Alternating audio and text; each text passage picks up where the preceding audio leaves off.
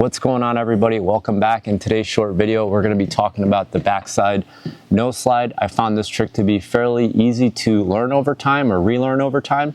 So I'm going to share some tips with you, and hopefully that helps you out whether you're a beginner or trying to learn this trick. You don't really need an Ollie.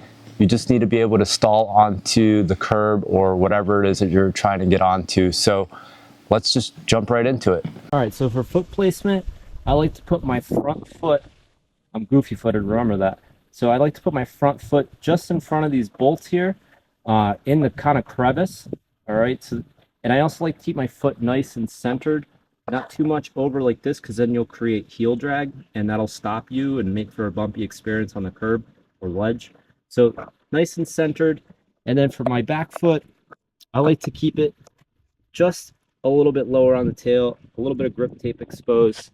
Again, stance should look something similar to this, and it can vary depending on what feels comfortable for you. Just make sure that your heel's not hanging off the edge, because then it's going to drag on the actual obstacle that you're trying to nose slide on. So next, you're going to want to find an obstacle that's not too high that you can come up to and get your nose onto it. It's going to be really important. Make sure it's not too waxed. Make sure it's a nice, dry curb, or even something as small as this little ledge that I have here. And what we're going to do is we're going to just learn how to stall this and feel our foot placement and get used to where our front foot should be when we're getting onto the actual ledge. All right, so when we're learning this trick, we really just want to go at a moderate rate of speed and learn how to stall and feel our weight on this front leg. Again, not too much of your heel hanging off, because if you have too much heel hanging off, it's just going to catch and it's not going to make for fun later down the road when we're sliding. So do a couple of stalls until you're comfortable. Really get up there and shift that weight onto the curb.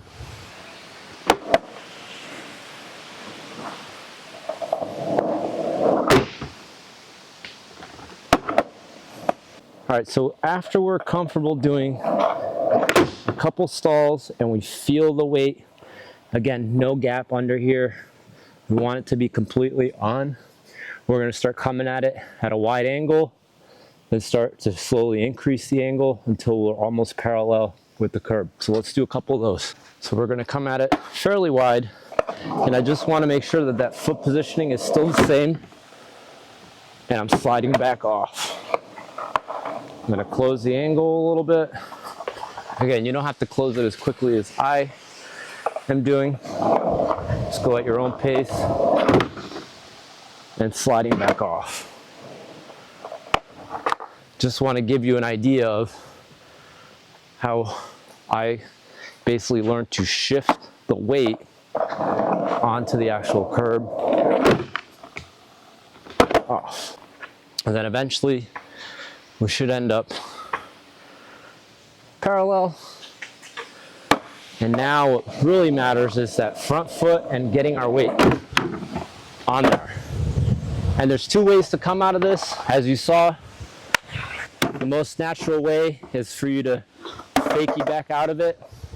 If you're feeling brave, you can use your shoulders to thrust forward.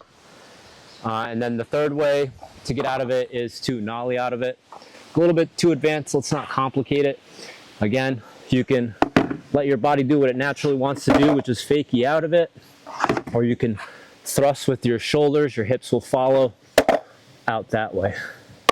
And I can't emphasize enough how important it is to make sure that when you're coming at it, you really put your weight into that little crevice where I told you to put your front foot, because that's going to close this gap in between here. If you have a gap, it's going to make for an unstable nose slide, and it's going to be all over the place. So let's do a bunch more.